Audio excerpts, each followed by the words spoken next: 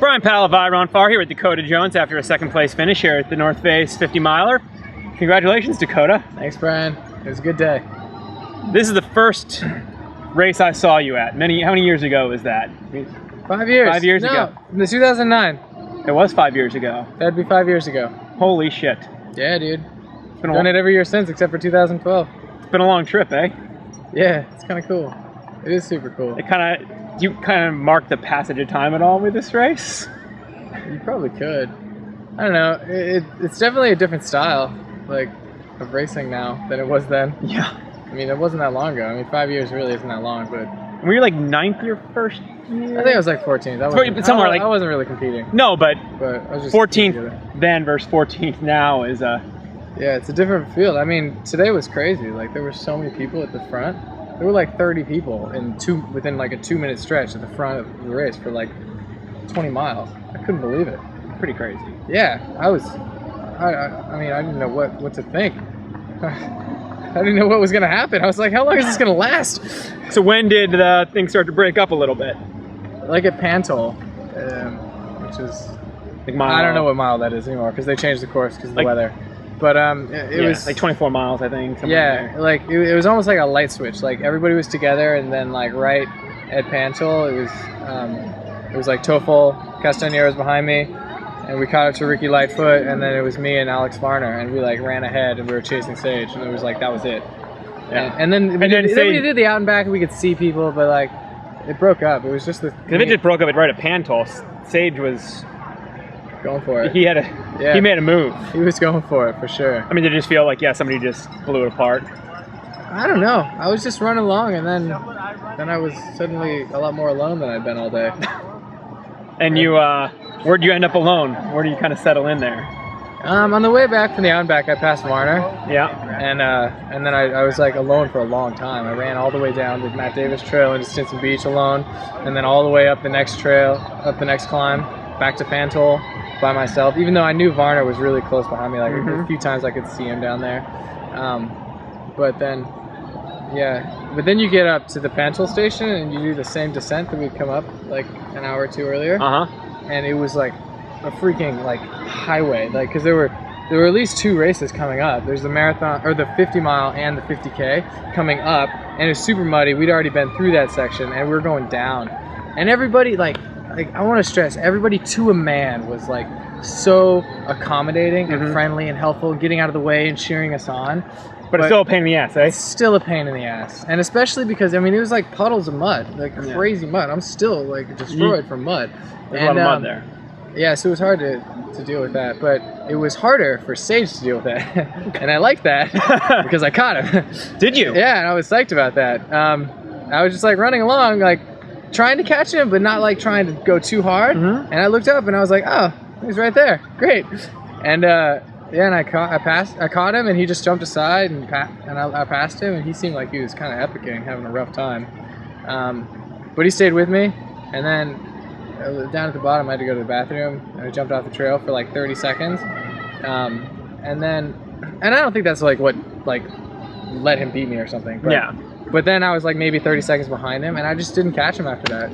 And I think that would have happened anyway. He was just climbing stronger than me, and he was able to put enough distance on the climbs that even though I was running downhill better than him, he was. I mean, the climbs. Sage can climb. It. He's super strong. I mean, he's broken an hour at Mount Washington. Yeah, totally. I mean, he was incredible. Seriously, he earned what he got today because I ran really hard, and I feel like I ran really well. But he ran a lot better, and I'm glad he got that. You know, he's tried a few times. He's earned it. So you're second to Mike Wolf a couple years ago. Yeah. You're second to Sage today. What's it going to take to win this thing? It's a good day. I feel like I'm capable of winning it, given today's run. I mean, I feel like I'm capable. Do you think this kind of course suits you pretty well?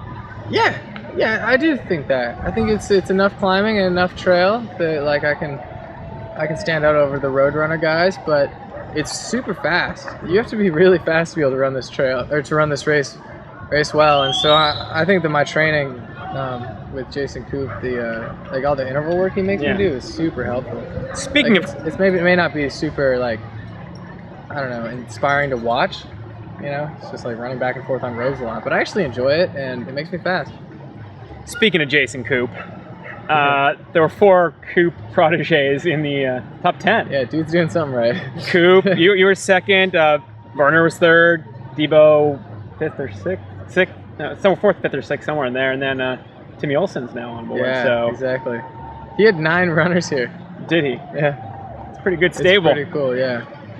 He's a good guy to run with. Yeah.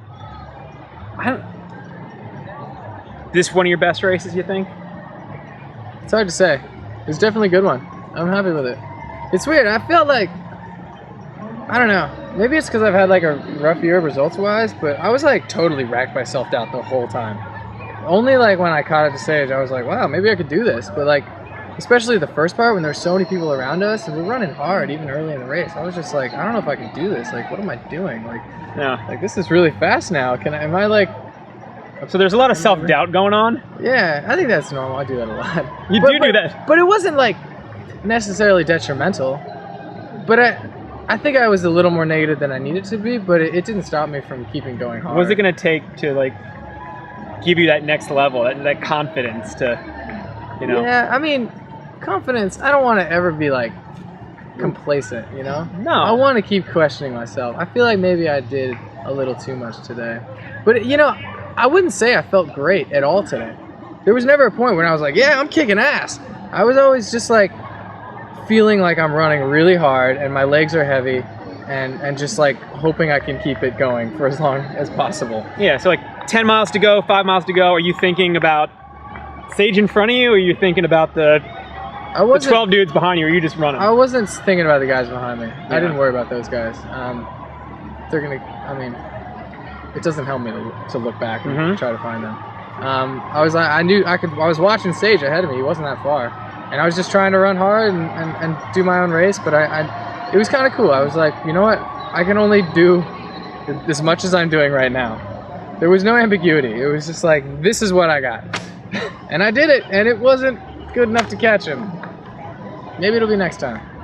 So a little downtime coming? Yeah, definitely. Had a long year. And anything, I mean, not to sign you up for any races, is there anything next year that you're, super psyched to Yeah, go I think for? I'll do the Ultra Sky Series next year. The Sky Running Series. The World Series. Yeah, so that'd be like Transvolcania and the Chamonix 80K, and then maybe the Red and Ultra Pyreneo.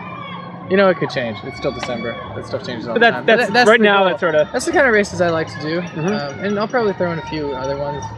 In between some shorter distance runs, maybe this one. Yep. Actually, honestly, I don't want to do this race again. I love this race, and I think it's really well put on, but it's too late in the season. And this year and last year, it's been really hard for me to train for it. Can we move this up to October? I'd love it if we did that. October, or even early November. December's late. I think it's a permitting thing. There's a lot going on in this place. Yeah. But so far, it's suited you well. Congratulations on another second place here, Dakota. Yeah, it's been a lot of fun. Let's celebrate a good season. Definitely.